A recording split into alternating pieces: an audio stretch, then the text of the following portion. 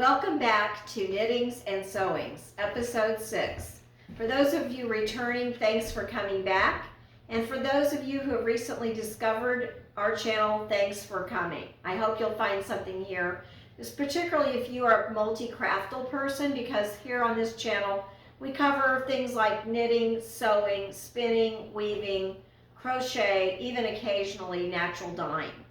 So if any of your fiber arts areas are of interest in those types of areas, then you will probably find yourself right at home here. Last time we covered, in episode 5, we covered how to create a spring capsule wardrobe. And the first thing I want to point out is I'm wearing a lot of layers here because we've gotten really, really chilly in Kansas City. It's back to the lion and lamb type weather. We started off in the upper 60s earlier in the week with a little bit of sun and 60s. And then we plunged through the second half of the week back into barely double-digit temperatures, and we had ice last night. So we've been really, really cold here. Hopefully this back and forth will eventually bring us to spring. But at any rate, right now what I have on is a lot from my winter wardrobe, except for the army green jacket you might remember from last time. But everything else in today's wearings are from my winter wardrobe. And many of you didn't know me then. I didn't show you how I put together a capsule winter wardrobe. But this is one of the items that is actually one of my most beloved items I've ever made. And it is my first lace shawl. Oops, I did it backwards there. That was reversed. This is the Forest Canopy shawl by Susan Anderson. And you may notice the way I was wearing it is yet another way that you can wear shawls over a jacket. I like to do this a lot, particularly if I do need layers. You know, I just had it tied in front. But this particular shawl, Susan B. Anderson made this shawl back in 2007, designed it. And now over 3,000 people have made it. It's just a delightful pattern because it is a triangle shawl, and it has, I use Malabrigo Toscana yarn. Toscana was the colorway. And it has a lot of shades of green with reds and even a little bit of navy blue. So I really like this particular shawl. And what I like about the pattern is it's easy to read because it's written both with written instructions as well as charted directions.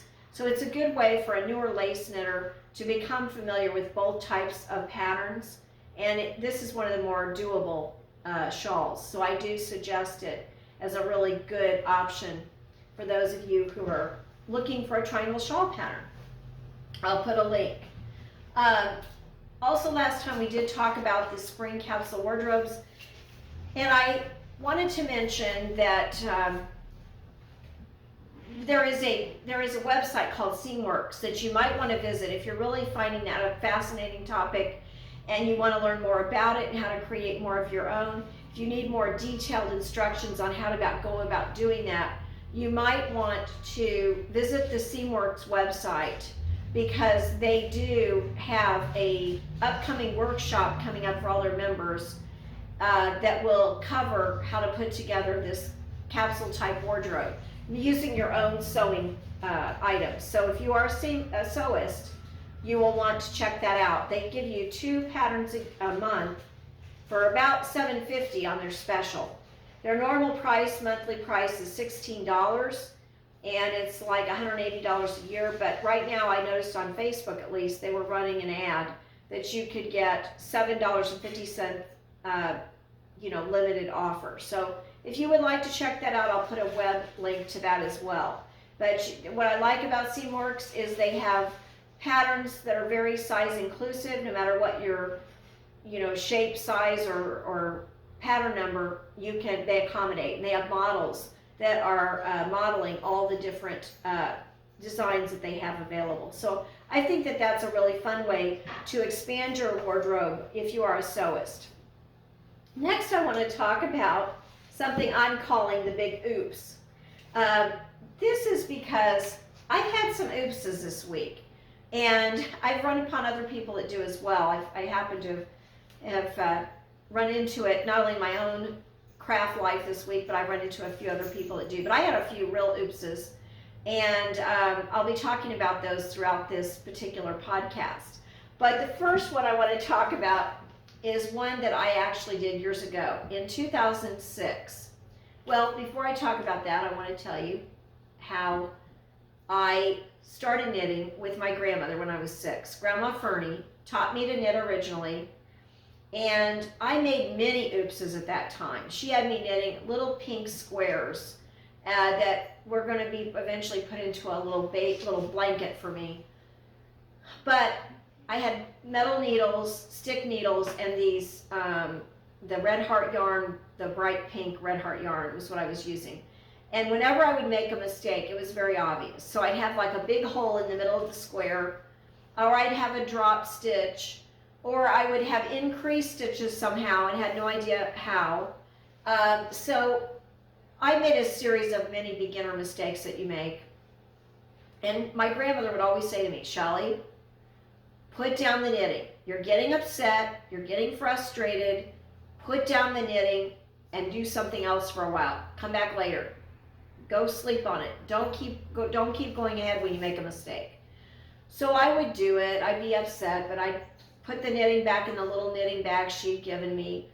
And what I noticed was when I would come back the next day, everything did look better and fresher, and I try to look for the hole that I knew was there the night before or a couple days before, and lo and behold, it wouldn't be there.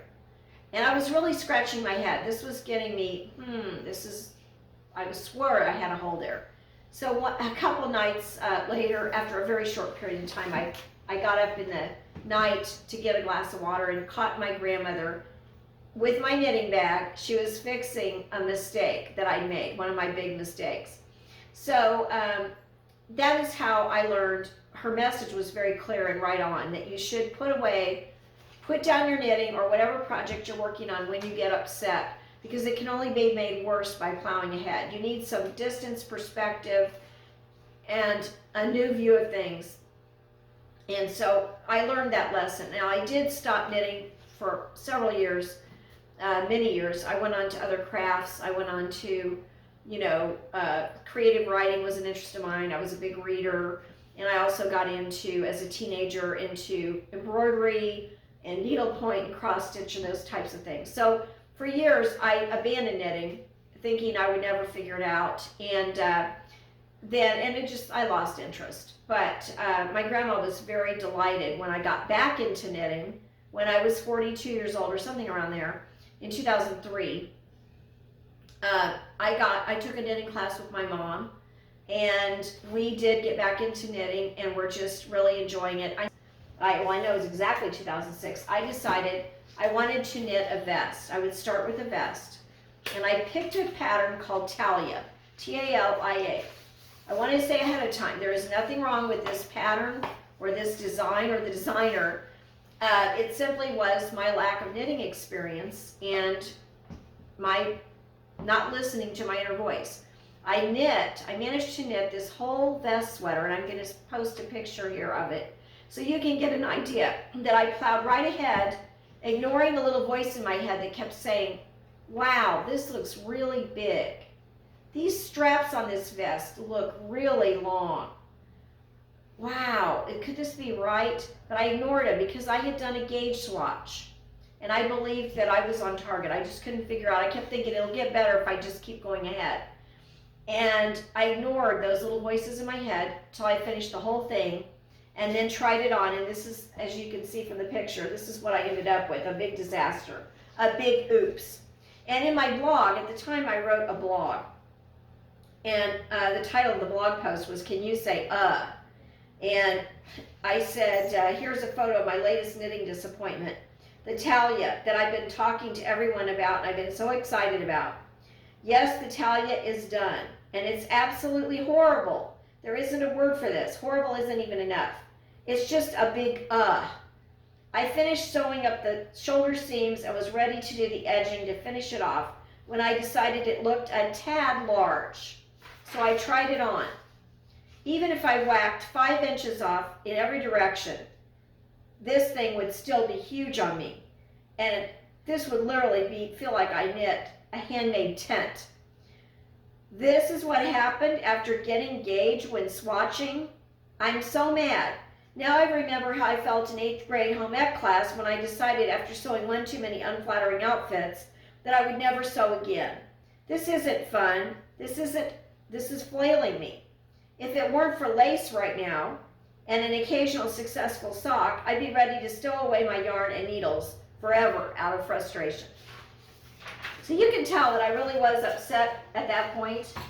And what is funny is this forest canopy shawl was what I was pointing to as one of my successes, the lace. And the reason largely was because by the time I did this lace shawl, I learned one important lesson that helped me tremendously in being able to go back and fix a mistake. And that is the use of a lifeline. And that's what we'll talk about next.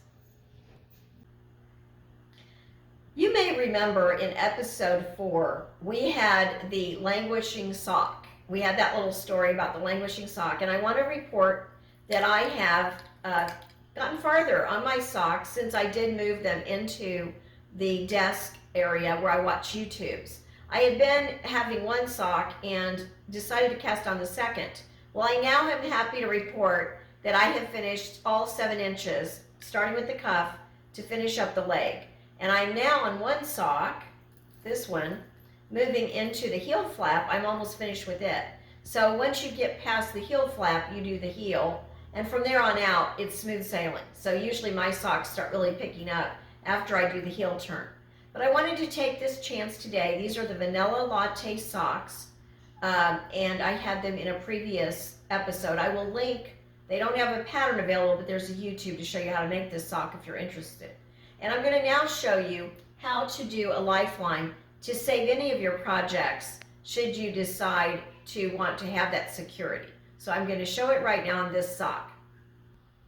So if you're putting a lifeline in, the first thing that I like to do is start with a really contrasting color. This yellow really contrasts well with the blue. I'm going to easily be able to see this. And I want to give a long enough lifeline that I won't have danger of it pulling out throughout the project. It's going to stay in through most of the project. There's no reason to pull it out anytime until you're finished. But I don't want to start a lifeline here because that's going to make it harder to put the needle through. I want to give myself more space. So I'm going to go down to the cord part of the needle, and I'm going to begin by just putting the needle, threading the needle, and this is a bent tip needle. That makes it easier. You can get one of these gold bent tip tapestry needles through at most knitting stores, and maybe online as well, I don't know. And I'm going to pull it through, leaving plenty of tail at the end so it doesn't pull out. And I also want to be sure that I don't skip a stitch. Like if I were to skip this one and go on, we want to catch every stitch. And you can see the needle going through the base of the stitch, and you can barely see the gold at this point. But when you get farther along later, you're going to be able to see the lifeline. So just make sure that you do capture every stitch. That's really important, that you don't skip any.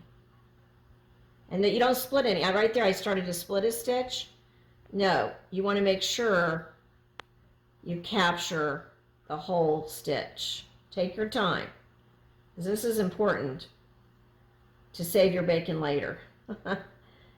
So here we go. Pulling it through. I'm almost done.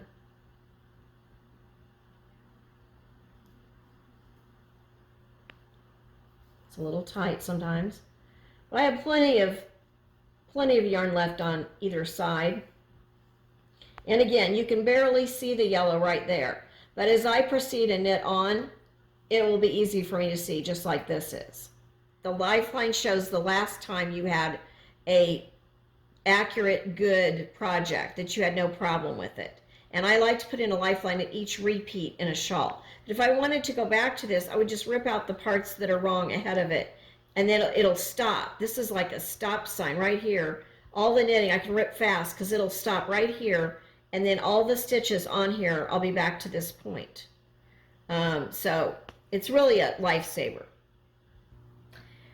And one thing I wanted to mention is when I said split a stitch, I mean that sometimes you can separate the thread if it's splitty type yarn, especially. Some yarn is more subject to being split.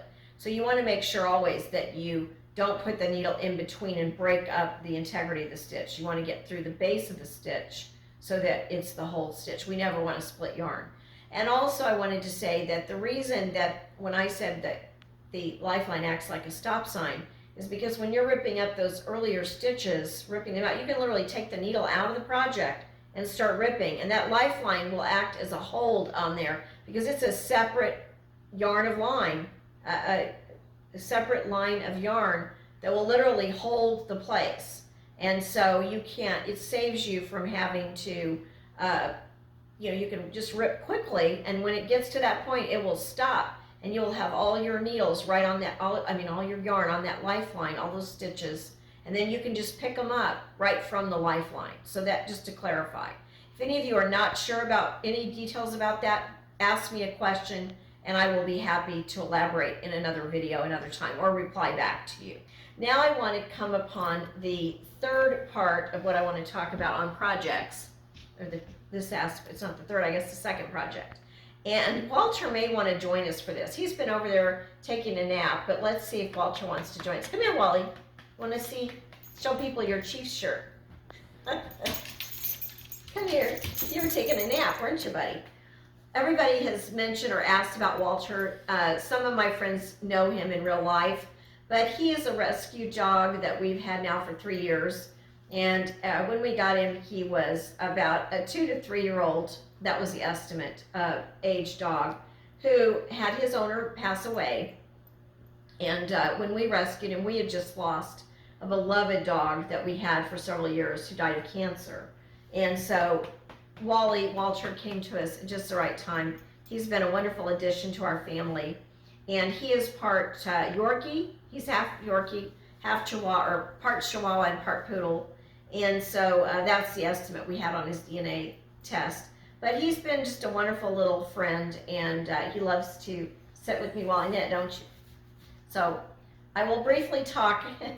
Walter and I will look at the Pinguono progress with you.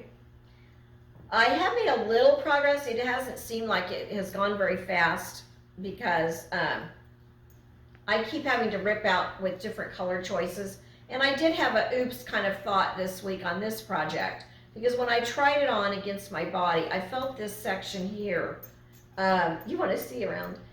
I felt this section over here was kind of on the side, might be a little too big, too wide, and I was concerned about it. However, I think I'm going to go on and trust, as Stephen always says, Stephen West, the designer, says, in Stephen we trust. His designs usually work out. They're a little bit convoluted as you're knitting them. You're not sure if they're going to all work out, but I'm going to have faith that it will. I am listening, though, to that warning voice in my head, and if it ends up that I feel like I'm beginning now to be doing the front on this side. So if it turns out not to work, I can go back. With this, I have modular sections, so I don't need a lifeline, because when I rip out, it goes to the earlier section automatically. But definitely, this project is still in the works, and I'll let you know, hopefully next time, I'll be farther along. Well, we're in a different room. We're back in the loom room. And the last time you were in the loom room, when we visited on episode 4, we were sitting at my baby wolf loom, Margie, and we were getting ready to warp. I was showing you I was in the process and almost finished warping with this fabric. Remember, we were talking about the chicken and the egg, and we had these mill ends that I was going to use for a project. And I did get it almost finished, but then I had my thought of, wait a minute, when we were talking about capsule spring wardrobes, I realized this fabric is really going to be more fall yarn than spring. So what I decided to do, which is easy to do as a weaver, is to just keep the cross. I wound this back on, saved it in a plastic bag, marking what it is, and I saved the cross, which is the part you can later put on the loom, back on the loom. So I saved it all in bags, in 3 different bags, and so when I get ready to work on this again in late summer or early fall, we'll be able to go right back to it. Hi, Bolly. And so now what I decided, the reason I decided this, aside from it not being a springish type project, is that I wanted to get back to another loom I have named Hutch, which is the loom that I'm sitting in front of now. This is an old, probably late 70s or early 1980s mountain loom, it's called, and it's an 8-shaft table loom. I had bought this about 1.5 years ago, and I bought it from a friend of mine who had passed away, his widow, and he was a vital part of our weaving guild. And so I named this loom Hutch in his honor, and this was his loom. It is an 8-shaft table loom. And what I thought was that this would give me the ability to travel and take this to weaving workshops, which he sometimes did, and to have a portable or somewhat portable table loom. And it has a stand. I like the fact that it was 8-shaft, so that would give me a chance to do a more complex pattern, but yet have some smallness and portability in the loom itself. But what happened is we did a Procyon dyeing project at the guild. We dyed this beautiful hand-painted, I did this hand painting of Procyon tencel fiber. And a friend of mine wound the fiber, and then I did the painting with Procyon dyes, and she instructed us how to do that. So her name is Ellen. So I got this loom. We brought it home. I had just made the warp, and then what happened is, as things happen, is this loom itself hibernated for 1.5 years now, because I brought it home, started to warp the loom with this tencel project, and then Bob became ill, and a whole bunch of other things happened that had me just set it aside. In fact, I really didn't do any weaving throughout the end of 2021 and all through 2022.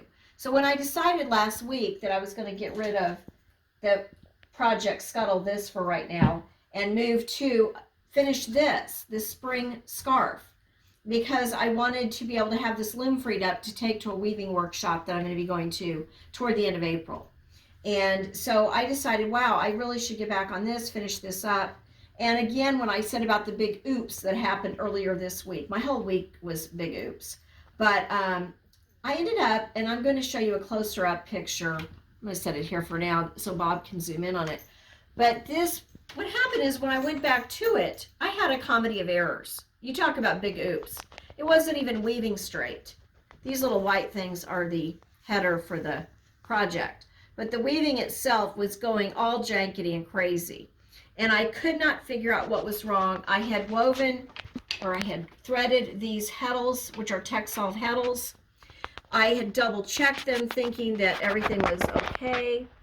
And I had gone through the slots here in the reed, trying to make sure I had it right. Everything I did, though, as I was weaving, I could not get this to weave straight. And I was very frustrated. I thought, what in the world is wrong with this thing? I tried over and over troubleshooting it, and I was really beginning to think, maybe I just need to sell this loom and go back to a rigid heddle loom. I was thinking maybe I should try to rebind my 24-inch loom or buy another one in a rigid heddle, because I just couldn't figure this out. But I finally was texting back and forth to different weaving friends, and my friend Carolyn offered to drop by and help me figure out what was wrong, because I literally was beside myself.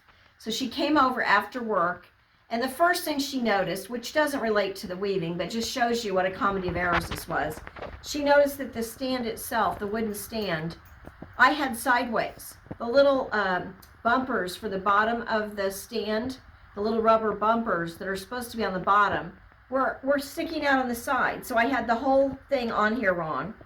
So we rearranged that. Then she started looking, and I had violated all of it was my error, nothing with the loom. I had violated all the basic tenets of warping a loom. First of all, I didn't have it centered correctly on the loom. I had these petals back here, had the part back here on the back beam was all whopper jawed, was not even in parallel with the heddles. That was a big problem. And then on top of that, we even found out that I had wound the paper around this part, which is not supposed to go on, instead of where it's supposed to go to with the tencel yarn itself on the back beam. So that was all messed up. Then we couldn't get a clear shed, what's called a shed, which I'll show you in a moment. Well, that turned out to be because I had threaded one of the threads through 3 different eyes, or excuse me, 2 different spaces on the heddle. There's the eye, and then I had made it, so I made one thread go through 2 different parts of the heddle. The whole thing was just a mishap, one thing after another. We were laughing so hard, Carolyn and I, that you would have thought we'd had 3 drinks already, which we didn't. We were totally laughing ourselves silly. So the comedy of errors and the big oopses, it was a series of silly oopses from the very get-go. And if I had just gone through a standard checklist of things on the warping, I would have probably caught some of those things. But I was just so blinded by my own mistakes at that point that I couldn't figure it out. So at this point now, I'm going to show you, this is going to be a spring scarf. And if we all come around here and look at it from this side, I'm going to show you how it goes about weaving with this. And it's much better now. Now we have a nice fabric that is working well. And I do take a tape measure, this is a paper one, and I tape it along as I go so I know how many inches. Because I'm going to want to do probably a 65-inch scarf at least.